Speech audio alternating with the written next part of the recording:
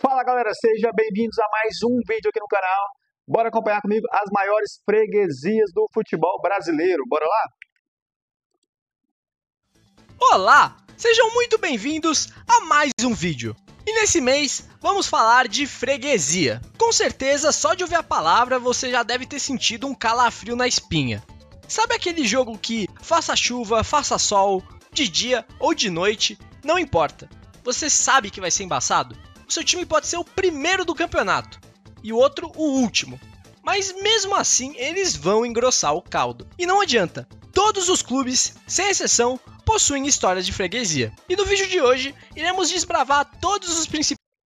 O Flamengo mesmo, eu sei que, independentemente do time que está lá na zona de rebaixamento, o Flamengo tem um histórico muito ruim contra times do Z4. Contos sobre a freguesia no futebol brasileiro. Para começar, vamos definir o que é freguesia. Freguês é aquela pessoa que sempre frequenta um certo estabelecimento, aquele cliente constante. No futebol, o freguês é aquele time que sempre leva a pior diante de outro time específico, como se esse outro time sempre lucrasse em cima desse freguês. Para definirmos se um time é freguês do outro, iremos olhar o histórico de confronto entre eles. Se o time A tiver uma pequena vantagem sobre o time B, normal, nada demais. Certo. Agora, se essa vantagem for grande, aí sim pode cravar. Aí é freguês. É freguês. Aí é filho, né? Aí a gente chama de filho. Também vale a pena olhar os enfrentamentos decisivos entre os clubes. Se houver grande vantagem para um lado, também existe um caso de freguesia aí. Mais dolorido. Tá.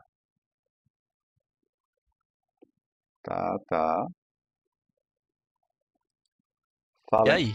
Ah, entendi. Tá. Questão de finais, né? No caso, semifinais ou finais. Entendi. Decisões, no caso. Mais dolorido do que ser freguês de um time qualquer é ser freguês do seu rival. E é por aí que começamos nossa odisseia. Um clássico costuma ser um jogo sempre pegado, repleto de rivalidade e disputado independente da situação dos clubes. Não é à toa que costumam dizer que clássico é clássico e não tem favorito. Mas olha, tem uns por aí que não é bem assim que a banda toca.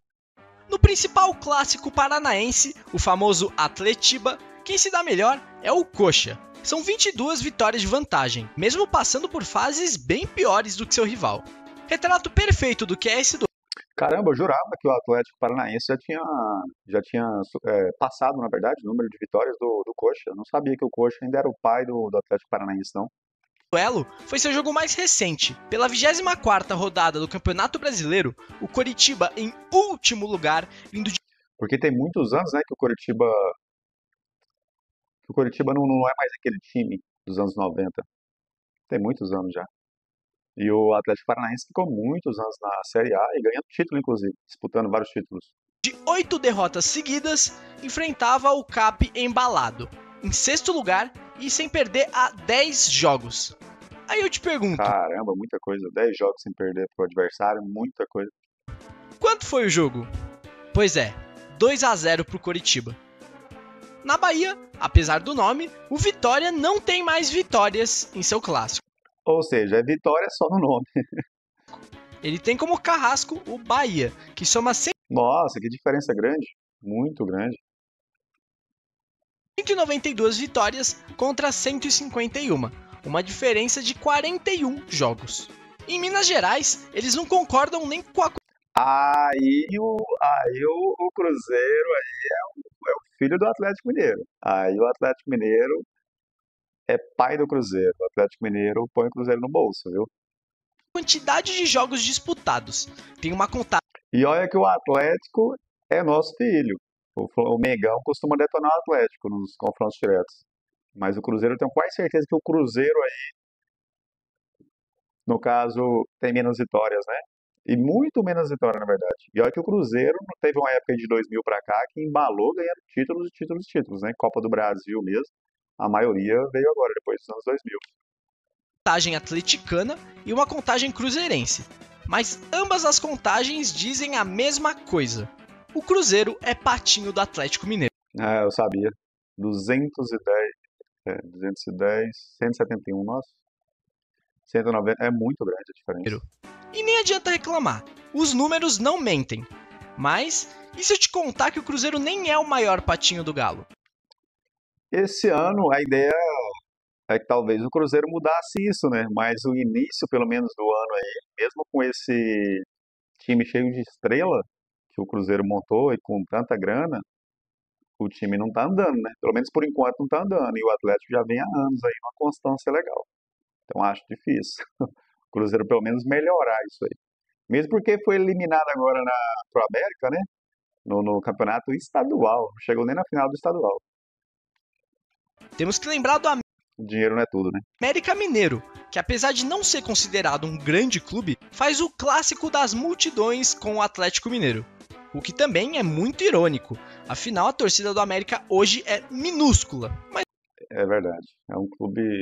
Não é um clube grande, mas para estadual é um dos maiores de Minas, no caso, né? É um dos três maiores de Minas. tudo bem, o que importa aqui é que o Galo soma quase 100 vitórias de vantagem, o que é um Nossa, muita coisa. Gente do céu, muita coisa. Mas a diferença de estrutura dos dois também, né? Tem que contar isso aí. É uma diferença enorme de investimento e tudo mais. completo absurdo. Se o Atlético enfrentasse o América 2 vezes por ano e o América vencesse todas de agora em diante, lá em 2073 o América É muita coisa, cara. É muita coisa. tiraria essa diferença. Em São Paulo, a situação dos clássicos é bem curiosa. No Majestoso, o domínio é completo do Corinthians. São mais vitórias tanto no Morumbi quanto em Itaquera. Quer dizer, o São Paulo até hoje nunca venceu uma unidade de jogo em Itaquera. Eu acho que isso aí foi até 2024, né? Teve uma vitória do São Paulo agora, recente. Então acho que aí tá já, uma vitória do São Paulo. Se não tiver enganado, acho que é isso mesmo. Mas até ano passado era isso. Acho que era 0 vitórias do São Paulo na casa do Corinthians. Pro São Paulino, aquele estádio representa tudo que há de mal no mundo, literalmente o inferno na terra. No derby, que sempre foi muito equilibrado, a vantagem é palmeirense, pelo maior Aí, pra ver. É pai do São Paulo, mas é filho do Palmeiras. número de Certo. vitórias e também por ter se classificado nos dois principais confrontos. Corinthians também é filho nosso, hein? Mengão, eu tenho certeza que o Flamengo tem mais vitórias que o Corinthians também. Flamengo, ainda mais nos últimos anos aí, a gente vem confrontos de mata-mata e tudo que a gente vai enfrentando o Corinthians, a gente costumou se dar bem na maioria deles. Acho que pouquíssimas vezes a gente perdeu aí pro Corinthians no mata-mata. Os mata-matas da Libertadores de 99 e 2000. No Choque Rei, quem leva a melhor é o São Paulo. Dos Rapaz, 21 aí, mata-matas disputados entre eles, são 16 vitórias do São Paulo contra apenas 5 do Palmeiras. 16 contra 5. 16 contra 5. Rapaz, é muito grande a diferença. É muito grande. É muito grande. Para um clássico desse tamanho, dessa dimensão, 16 a 5 é uma diferença muito grande. Muito grande. Ou seja, São Paulo é freguês do Corinthians, que é freguês Uhum. do Palmeiras, que é freguês do São Paulo, que é freguês do Corinthians, que é freguês do Palmeiras, que é freguês do São Paulo, E assim sucessivamente. que é freguês do Corinthians, que é freguês do Palmeiras, que é freguês do São Paulo. Entendeu? Tá, mas aí você percebe que tá faltando alguém nessa equação aí. Cadê o Santos? Cadê o Santos? O Santos apanha pra todos. É o famoso filho sem pai, apanha de todo mundo. Sugiro até um teste de DNA pra ver quem é o pai do Santos. Porque olha, são vários Todo mundo quer ser pai do Santos. e vários candidatos. Mas para aliviar um pouco a barra do Santástico, vamos citar os números da Portuguesa. Essa sim é inimiga dos clássicos. Tá, mas a Portuguesa não tá entre os 4 grandes de São Paulo, né? É mais pré-estadual. Outro que sofre pros rivais é o Botafogo. Tem histórico ruim contra todos os seus rivais Mais um filho sem pai, apanha pra todo mundo no Rio. cariocas. Mas de longe, a maior pedra no sapato do Fogão se chama Vasco da Gama. São 158 Não, e ainda é filho do Vasco. Tem que ser muito pequeno, assim, com todo respeito ao Vasco, que também é gigante, mas tem que ser muito pequeno para ser filho do Vasco. vitórias vascaínas contra 105 Eu não posso nem falar muita coisa, porque nos últimos jogos tem dado muito trabalho pra gente, viu? botafoguenses. Esse duelo, que é conhecido como clássico da amizade, pela relação amistosa das torcidas. O que Justo. faz total sentido. Eu também não ia querer Justo. brigar com um freguês desses. Outro clássico nada equilibrado é Sport e Santa Cruz. O Sport domina o futebol recifense nesse quesito, mas a diferença Caramba, mano. 235 vitórias contra o Santa Cruz, 170. Mas a diferença também dos dois se agravou muito, se distanciou muito, né, no passado das últimas décadas. Santa Cruz foi só caindo, caindo, caindo, caindo, caindo. Realmente a distância dos dois muito grande. Contra o Náutico está um pouquinho menor, mas ainda é grande. E Santa Cruz e Náutico é uma diferença grande também para o Santa Cruz. de Bem vitórias para o equilibrado. Santa Cruz é impressionante. São 66 vitórias entaladas na garganta do torcedor do Santinha. E pior que esse, só o clássico goiano entre Goiás e Vila Nova. São 152 vitórias esmeraldinas Nossa, Vila Nova, desculpa, Vila Novense, mas realmente o Goiás é pai do Vila Nova. contra 82 do Tigre, ou seja, Dos três, eu gosto mais do Atlético Goianiense aqui no Goiás, aqui em Goiânia, né? Eu gosto mais do Atlético Goianiense, mas eu torço para os três chegarem lá. Ultimamente, nenhum tá conseguindo chegar. um saldo de 70 confrontos na conta, se tornando a rivalidade com maior diferença de vitórias e aproveitamento do Brasil e uma das maiores do mundo. Caramba, então o maior freguês do Brasil pro seu arquirrival é o Vila Nova. Seu arquirrival, Vila Nova, é o maior freguês do Brasil. Caramba. CPF na nota?